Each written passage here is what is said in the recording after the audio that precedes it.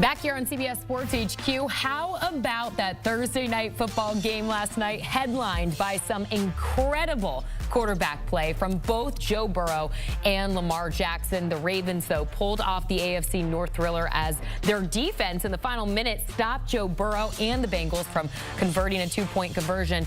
Lamar and the Ravens just continue their dominance against the Bengals, but also this season, this Baltimore team is on pace to having a historic season and have the opportunity to break 12 single-season records. So you see only 5 there. There was only room on the graphic for 5. I'm just highlighting a few of them for you. It includes the most total yards on offense, which is currently held by the 2011 Saints you see there. Lamar himself is on pace to being the first player to post 4,000 passing yards and 800 rushing yards in a single season. To talk about all of this and how Lamar has been able to do it and just how impressive it is, let's go ahead and welcome in our own NFL analyst, Bryant McFadden, for more. BMAC, it is great to see you. You just saw the numbers. You watched him last night. Lamar Jackson continues to pull off the impossible. How is he able to do it?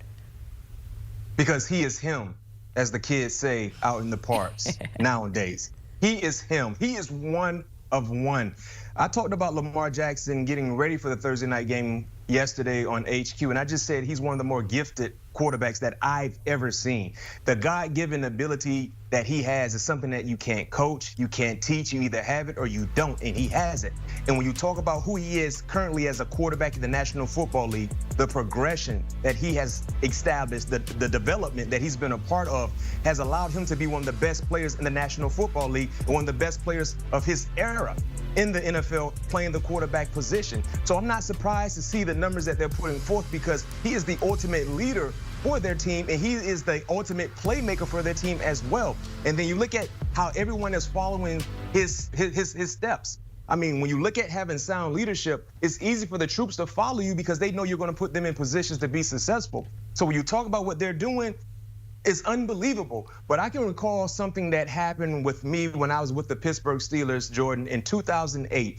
That very said season, we had a historic run defensively. We were the first NFL defense to hold 13 straight teams to under 300 yards of total offense. And during that Super Bowl game against the Arizona Cardinals, we made it to the Super Bowl. Mike Tomlin told our defense on the sideline, right when we needed to come up with a huge, crucial stop to be in position to win that ball game. Mike Tomlin gathered the troops around defensively. He said, all the records and all the notoriety you guys have gained and broke, it means nothing if you don't win this game tonight. So going back to the point with the Baltimore Ravens, historic run thus far. But those records that you just gave us, those numbers, it means nothing if you don't go out and win the ultimate championship, which is a sticky Lombardi. Most definitely. Just to piggyback off of a few things that you said, I do want to get back to Lamar Jackson. He was a guy, BMAC, that when he came into the league, we've never seen anything like this before. So many people said that, listen, this isn't going to work in this kind of league, and he proved so many people wrong. We remember the, this is pretty good for a running back comment that he made. So fast forward 5 years later, where would you rank him among the greats? You said he's one-on-one. Oh, man, he's one-on-one. I mean, the only other quarterback you would take over Lamar Jackson is Pat Mahomes. That's it. The only other quarterback you would take over Lamar Jackson is Pat Mahomes. You talked about the progression and the development, where he is currently going back to his first 2 years in the National Football League. Yes, when he came out of the league, people wanted him to change positions. When he wanted the contract extension, when he said, I wanted to be traded, when the Baltimore Ravens said Lamar Jackson wanted to be traded, how many teams came and said, you know what? We want to try to sign Lamar Jackson. We heard teams saying, you know what, we're not even in the Lamar Jackson sweepstakes. Just think about that. That was like 2 off seasons ago. Teams coming out on record and saying, we're not even in the Lamar Jackson sweepstakes. What were you thinking? Because since day one, this man, Lamar Jackson, has done 2 things. He's won ball games, he's giving you great numbers. That's what you want from the quarterback position. That's why when you look at what he's done with Coach Harbaugh, that combination has been so prolific because they work well with each other. So you talked about the progression. I don't know if there's another quarterback that has developed more than Lamar Jackson currently where he is at his career when you go back to when he came into the National Football League. I'll add a third thing that he's done, prove a lot of doubters wrong. And he isn't the only player, BMAC, doing incredible things this season. In fact, so many players and teams are on pace to having a historic season. Commanders rookie quarterback Jaden Daniels is one of those guys. Currently, he's on pace to having 4,500 scrimmage yards, leading this Commanders team to their best 9-game start since 1990. But BMAC, are you even surprised by what Jaden Daniels has been able to do in his rookie year, having watched him really closely in college? You know what I think, Jordan, the biggest thing that I'm surprised with Jaden Daniels is how smart he's been with the football. Like, if you go back to LSU, right, Jaden Daniels wasn't the first player to be drafted, but he was the second player. But if you go back to LSU a year ago, he was the best quarterback in college football by far. He was the quarterback that was asked to do more with less, because if you go back to LSU last year, they had no defense. It was a requirement for his offense to score north of 33 points per ball game just to have a shot to win ball games in the SEC. He did so. Also, they didn't run the football. He was their best running back. Remember, he had over 1,000 yards on the ground in the SEC. So when you talk about the talent and the maturity that he has, I felt like he would be successful. But what he's doing right now, I'm super surprised because he's been clean with this football. The biggest hurdle for young quarterbacks when they start, especially during their rookie campaign, Jordan, is protecting the football, being smart with the football. That's why we praised C.J. Stroud a year ago, because it wasn't just about him winning ball games, but it was about how he was doing it. He was smart with the football. Turnovers will put you in positions to lose ball games. I don't care who your quarterback is. But if you have a quarterback that understands and he knows how to protect that football like a newborn baby, you're going to be in positions to win. And that's what we're seeing with Jaden Daniels and the Commanders.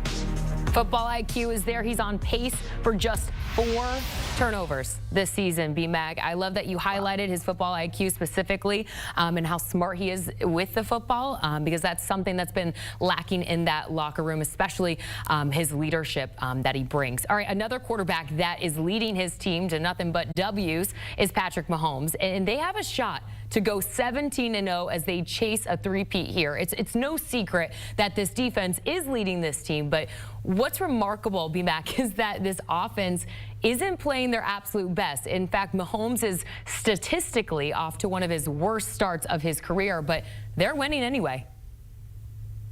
And that's the thing about a team like Kansas City.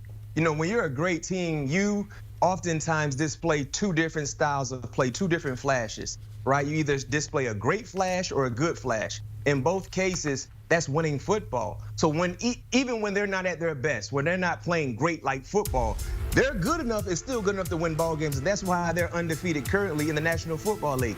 And they just have the uncanny ability to find a way to win a ball game, right? My defensive coordinator in Pittsburgh, Dick LeBeau, Hall of Famer, he used to tell us all the time, bad teams will find a way to lose a ball game.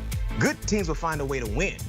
That's what we watch. And everyone is so critical about Kansas City being undefeated because they're winning games in a different way than what we've seen, led by their defense, and at best pedestrian-like numbers coming from their star quarterback and Pat Mahomes up to his standard. So when you factor in what they have going the rest of the way, I mean, of course, if you're talking about going undefeated, I have to take the field because I believe that could be a slip up if they get to the weeks of 16 or 17 or 18 and everything is locked and loaded. When it comes to playoff seeding, would they trot out their starters? I don't think so. It wouldn't make any sense. So I think there lies an opportunity for a blemish to be on their record. But regardless, what they've done at this point, knowing the adverse situations they've been dealt with, not having wide receiver 1 in the lineup in Rashee Rice, not having wide receiver 2 in the lineup in Hollywood Brown, and you're missing your RB1 in Isaiah Pacheco, and you're still winning ball games. Heck, if that happened to any other organization in the National Football League, I mean, they're fighting for a top 4 spot in the 2025 draft. But for Kansas City, they're still winning. And you know what? I don't think they have any plans of losing anytime soon. Mahomes, by the way, 40-9 as a starter in November and December in his entire career. All right, let's get back to the NFC East here for just a moment because Saquon Barkley, he continues to add to his highlight reel, on pace to break the Eagles' single-season rushing record. How much has his success, B-Mac, lightened the offensive load that Jalen Hurts has really carried in the past? A lot, Jordan, because when you have Saquon Barkley, in your lineup in the backfield. As a quarterback, you know defenders, defensive coaches, they can't just key in on one area, which is the passing game. They got to devote sound attention to the running game, which opened up throwing windows for you as a quarterback. And are we really surprised to see Saquon doing what he's done? Because think about this. This is a guy, when healthy with the New York Giants, with below average O-line play, still was giving you numbers. So if you put him in that sound offensive structure they have there in Philly with a nice, consistent offensive line, no question he's going to give you the wow factor that we're currently watching week in and week out with Saquon. So no, if he just stays healthy, yes, he's going to break every record that is there because he is him, just as I stated with Lamar Jackson. And I hate to just throw this discussion, but the New York Giants, you could have had Saquon Barkley in your lineup. He could have been part of your team, but you decided to let him go test the market like he wouldn't have a market. And guess what? That market was very, very extensive, and it's not too far from you guys, just south of 95 in Philly. Yeah, a lot of Giants fans just punching air at this point in the season, I'm sure. B-Mac, thanks so much for joining us as we continue to break down some of the historic seasons that so many players and teams are having in the NFL this season. By the way, you can watch the NFL every weekend, every NFL Sunday on CBS. You can watch more of Saquon Barkley chase that single-season rushing record for the Eagles as they face your Dallas Cowboys, Haley. This weekend, 4:25 kickoff, big game in the NFC East. You can watch on CBS or stream on Paramount+.